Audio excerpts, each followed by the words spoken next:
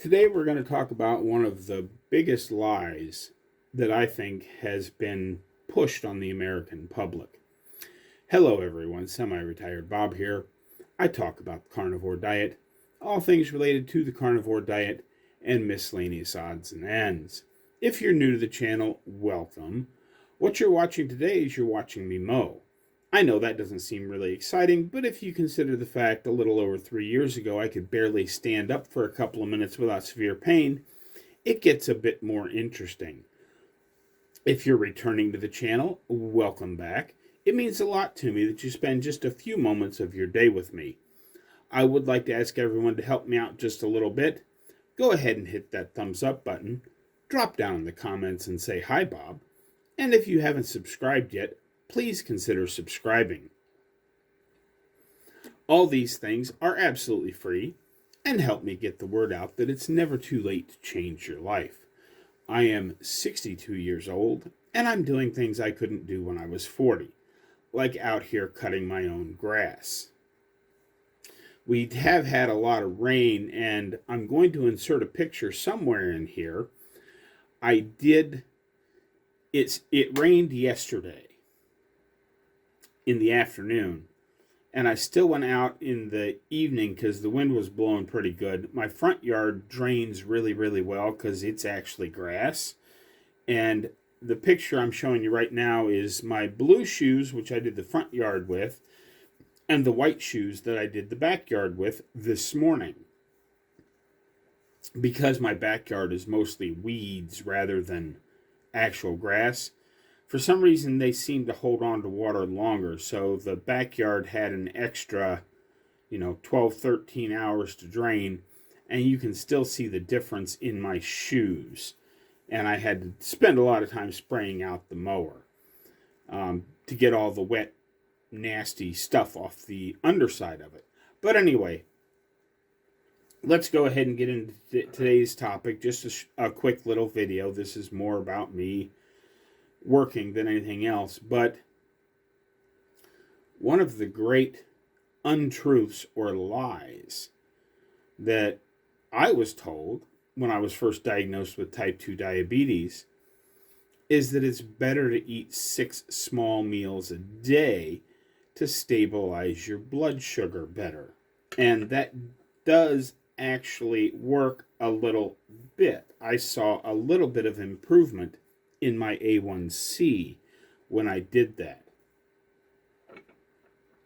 But since, as I was talking about 1 meal a day in yesterday's video, but what that 6 small meals a day does to a person is just, you eat, your insulin goes up, and then just as it's about done and starts to go back down again, you eat again and again and again, and the cycle repeats so that your insulin never really drops, and that leads to hyperinsulinemia, which causes lots of problems in the body, as we all know. I wish there was a way to just reach out and tell everybody to stop listening to that advice right now, but that's still what many diabetes clinic dietitians are telling their patients. And like I said, it did help. My A1C when I was diagnosed, I believe, was 10.3. And following her advice, I did get it down to 7.9 to 8.2 or 3. And I would go back and get my A1C checked every 3 to 6 months, depending on how high it was. And every time it was 7.9 or lower, the doctor would say, "Good job, keep it up." But if it was 8.0 or higher, he'd say, "Well, we need to work on that a little bit." But he never gave me any tips or advice on how to work on that a little bit. I was basically on my own. Then along comes carnivore.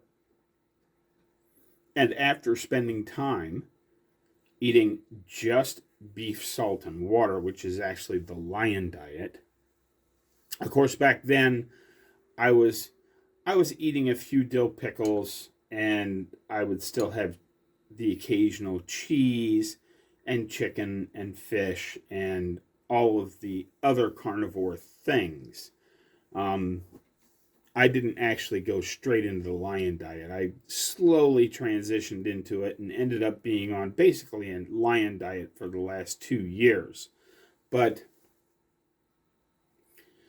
my 6 month checkup, when I ended up firing him as my doctor, my A1C was 4.8.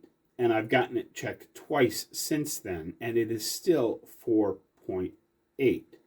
Now, I haven't gotten it checked in quite some time, and I'm probably not going to because I don't really care. I know that because I'm not eating carbs anymore, that my blood sugar is stable and my A1C is where I need it to be.